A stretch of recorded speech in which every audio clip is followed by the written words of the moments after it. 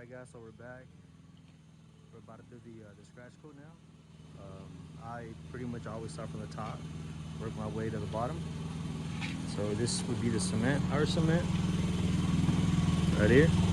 I'm gonna go ahead and put that on the mud board. You might think that, you know, I might not need scaffolding, but I'm not that tall of a guy, so I went ahead and put that little scaffolding right there. Pretty much all you need is just your bucket of water, your hawk, your trowel. I forgot my my other brush. So I brought this one right here, the scratcher for the scratch coat. And yeah, that's pretty much it. It's gonna be a little noisy right now, but I want to show you the material that I'm using, so kind of bear with me.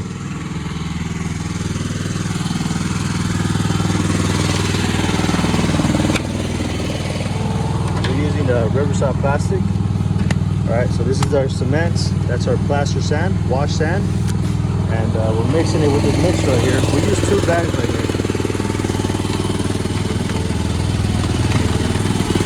Looks like mask everything off with the plastic. We hosed all this right here so no cement would stick to it.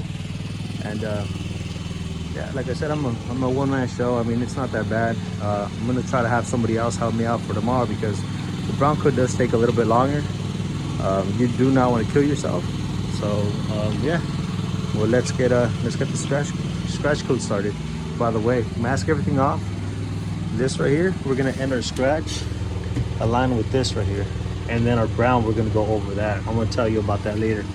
I always hose where the cement is at the corner.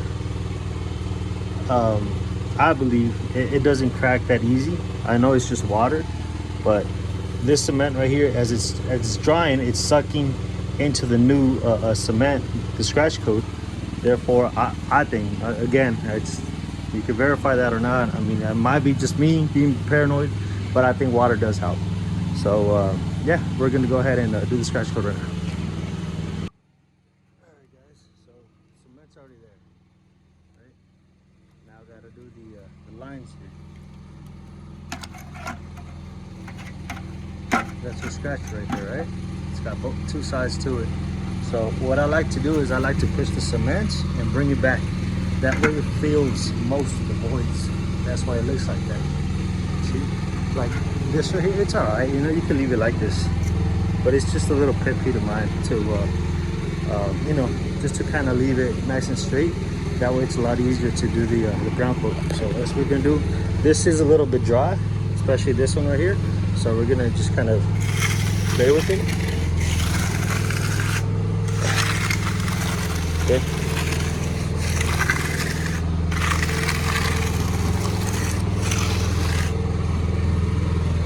And I like to put it side to side. That's my way of doing it. See, like this right here doesn't have enough cement.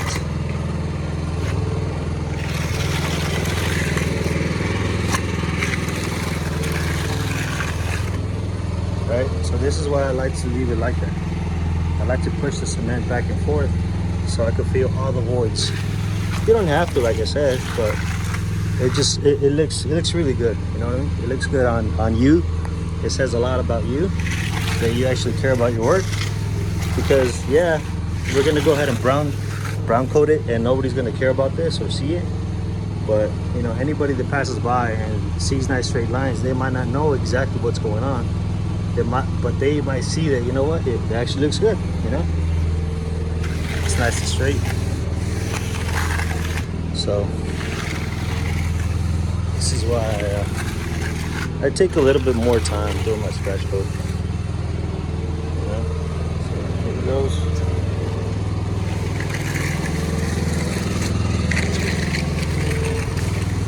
These pants. We're gonna hose them down here. Push this over here.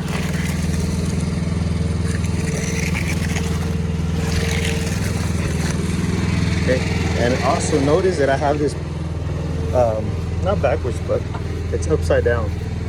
Okay, these tips right here, they tend to leave a you see that line right there? They tend to leave that line a little bit more than if I have it upside down. See how it's all done? So now at the bottom, we kind of have no choice, right? So now we do push it. We leave it like this. And back and forth. Okay. Move on. So on and so forth.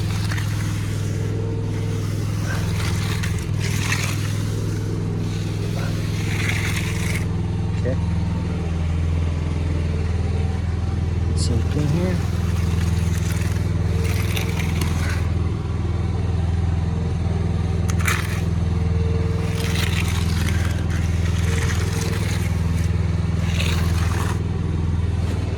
Brought a piece of vent here. Okay, that's the last one right here.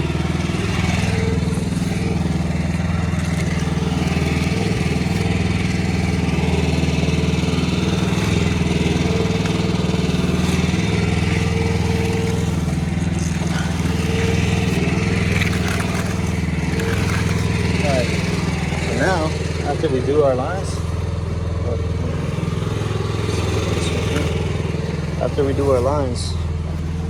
we're gonna get our little brush. And again, this is just a completely forgot to get my brush. You can use a green float, you can use a brush. And this one I just found in the truck, so I'm using this one. It's not for this, but better than anything. If we were to leave this cement like this, notice how it's not nice and straight, and it's actually sticking out. And that's something that we don't want for the brown coat. We want it, you know, so it could have a nice straight line and no cement that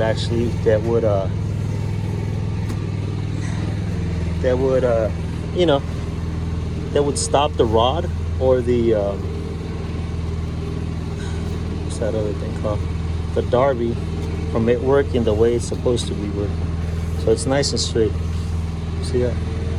Nice and straight. You see this?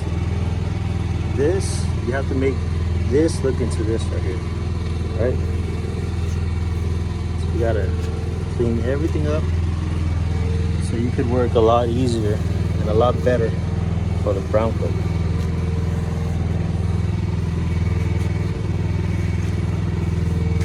Okay, nice and straight, all the way. Nice and straight. Even if you throw cement, it's fine. A lot of people freak out about, oh, look how much cement you're throwing. But you know what?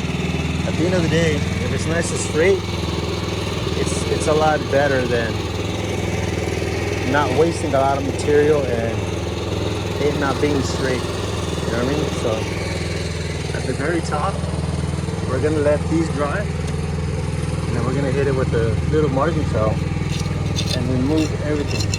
All this right here. Okay, I know you saw it, but let's try it again. All this right here needs to come out. Again, once we do our brown, it's gonna be nice and smooth, nice and flat. There's no problems with it. So you gotta work today a little bit more so tomorrow could be a little bit easier, right? So it's just minor details, but they go a long way. Okay, I'll just throw a little bit of cement right there. This is pretty much all the scratch coat, the way it's supposed to look. Like I said, I do my scratch coat side to side. I think it's a lot easier, a lot better, to each their own. I know there's people that like to do it, you know, crisscross side to side, up and down. Like I said, this for me is a lot easier. But yeah, I'm gonna start cleaning everything up already, and see how it looks at the very end. So see how it goes. All right, guys. So this would be our scratch coat. Looks pretty clean. Obviously, I had a lot of cleaning to do, but yeah, it looks good. Like I said, go ahead and take care of all these corners right here. Make sure they're nice and clean. Sides, the vents, all the little pipes here sticking out. This right here, we're gonna we're gonna go and scrape it off so we could make it flush with this one right here. So I'll go ahead and do that right now. I should have done it before I hit play, but yeah, this is pretty much how we do the scratch coat. And we're gonna go ahead and make another video about the brown coat right after, you know, we're done with this video. So any questions about the scratch coat, let me know. But this is, we're moving on with our project right here. So any questions, like I said, go ahead and put it down in the comment section. And we're about to leave, so take it easy. Be back for the brown coat. All right, good morning, guys. So it's kind of self-explanatory what we're gonna do. So what happened here was they had a wood trim all the way around the windows and doors. Still gotta fix this right here, but we removed them, chipped everything out around. We left the wire.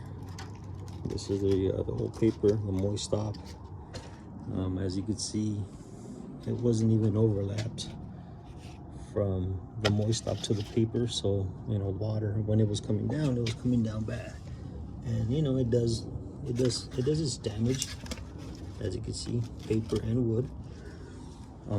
We did find out that this had a reverse overlap. What does that mean? It means that this paper was on top of this one right here. I actually cut it already, but this was on top of this, and they had that piece of wood right there. If water were to actually travel and make its way in, which it did, it would go behind it, and water would just travel behind it instead of this paper being tucked in under here. As you can see, look, it's stapled in there. So this paper was all the way over here. It would go behind it, and it would make its way in between the moist stop and the paper down here. So, you know, there's a little bit of damage, as you can see, on the corners. So we're gonna go ahead and put a new moist stop. So how do you put a new moist stop without removing the actual window? See how it's got nails? We're gonna remove all the nails, pop them out, 1, 2, 3, pop those out. Take the window frame and just lift it a little bit, and we're gonna tuck in our new moist stop, and then have our new paper overlap that from the bottom to the top. So let me see like this right here. Pretty much how it was. See how the paper ends, and the moist stop is behind it. Water could literally just travel down there. So we're gonna go ahead and fix that. So that's pretty much our next step right now. Then on my other video, we already showed how we lath this wall. It's already been scratched, just waiting for the brown coat.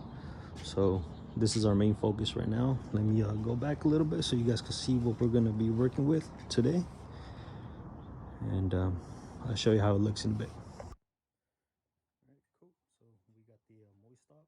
As you can see, I put a little bit more on the back of this one right here, because this one's already been damaged. So it should be good now. At least on this side right here.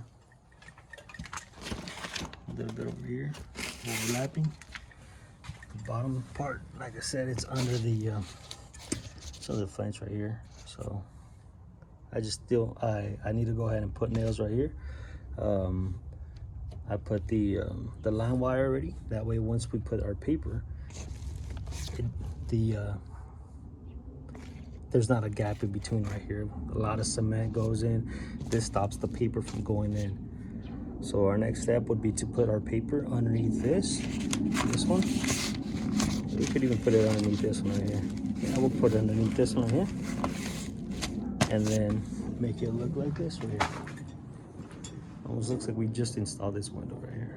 So moist stop is underneath, and everything else is, oops, pretty much papered and wire. So this is how it should look, and like I said, we'll go ahead and start on this one right now.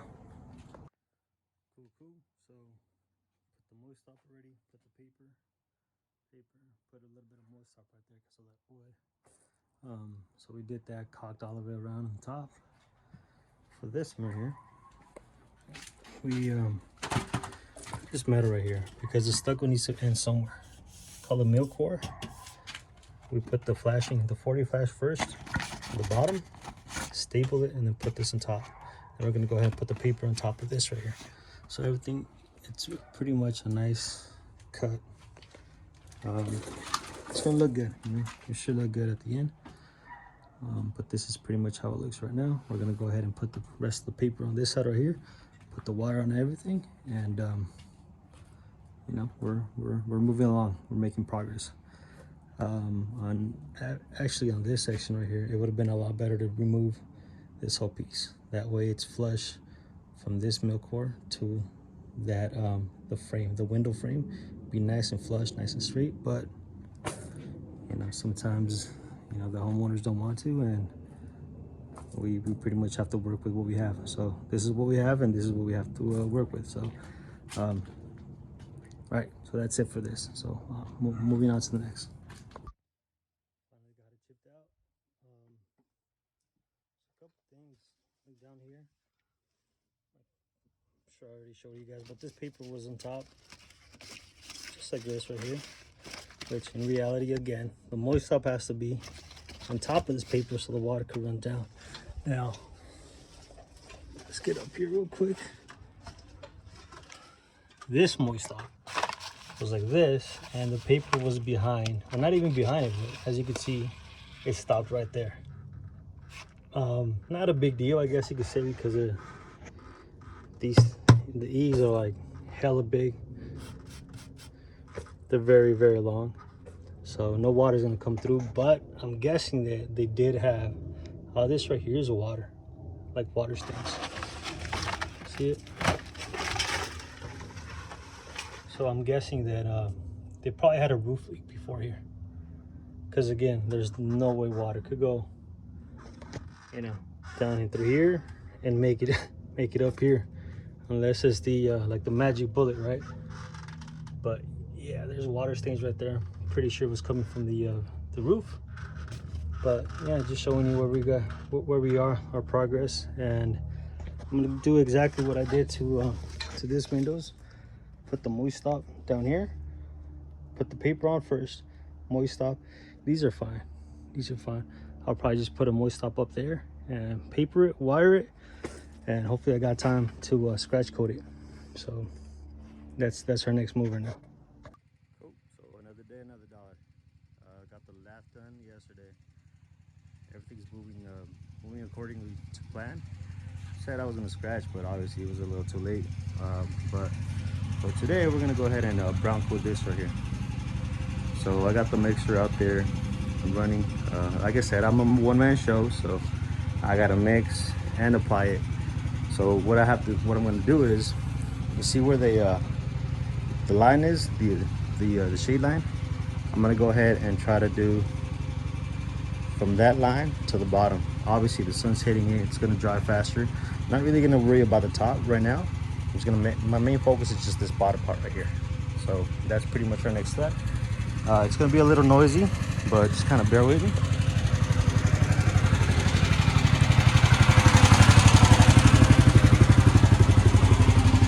The kind of cement that I use, Riverside plastic cement, plastic.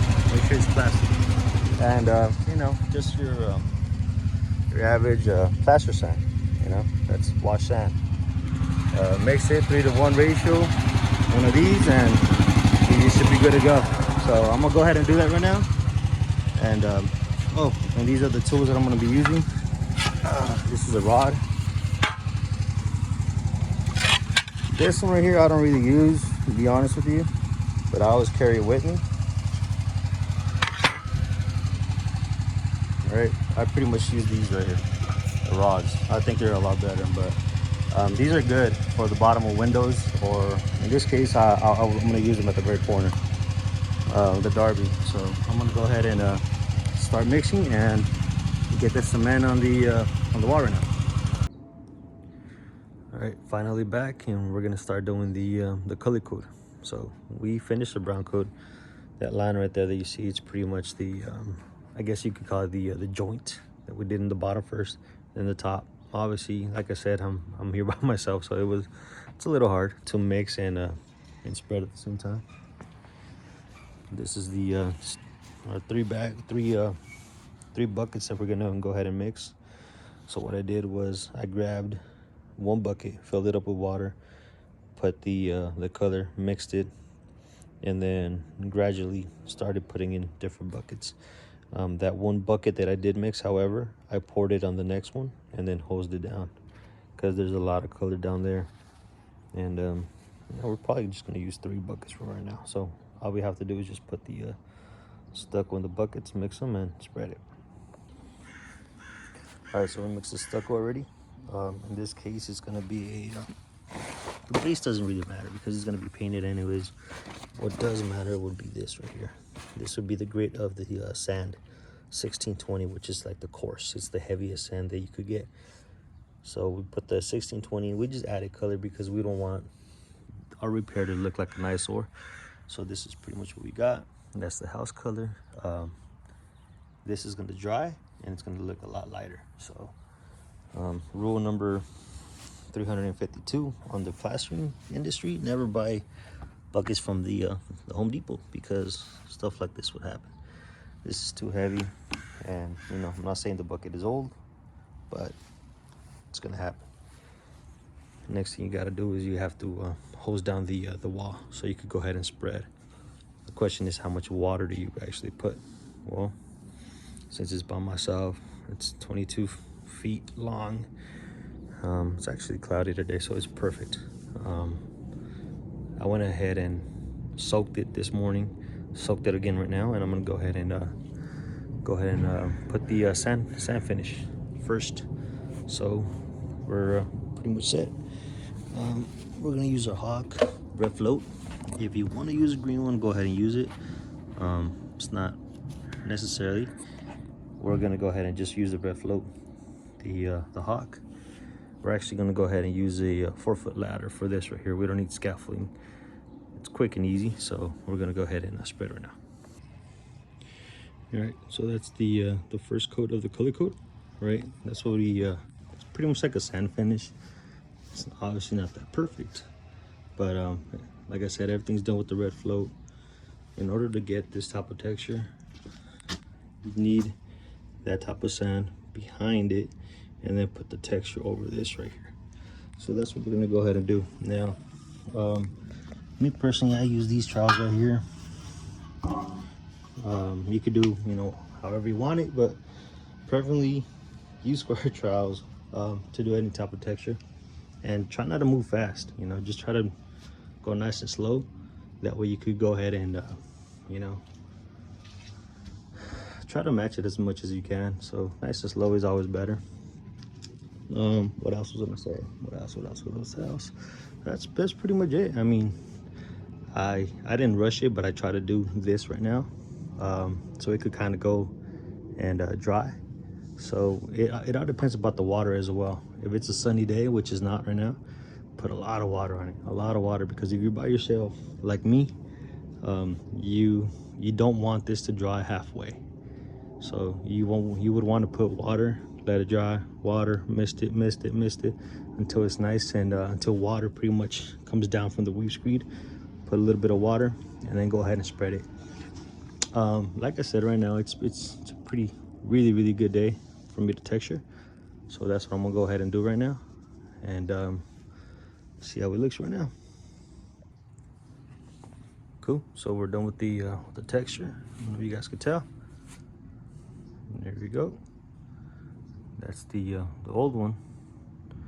And that's what we somewhat matched, I guess you could say, because everybody has different hands, you know. We got just a different hand, I guess, overall. But this is pretty much it.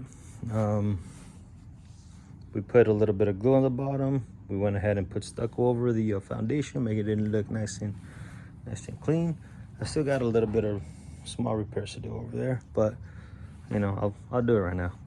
But you know, I just wanted to let you know how this looks right here. I mean, all it is just you want to put a bonding agent, and go ahead and put it. This pretty much is nothing but water that's on this painted surface, so it's just water. I mean, like I said, if you really look at it, it's literally just water, you know. But if you want to go put glue on it, go ahead and put glue on it. But it should be solid. But yeah, like I said, this is pretty much it. I'm finally done with this wall. Still got to do this, that. There's more repairs in the back. A new one out there in the man door. But I mean, any questions or concerns, just let me know. And you know, like I said, just go ahead and let me know what you guys think. And that's pretty much it for me. So take it easy and happy Thanksgiving, and we'll see you guys later.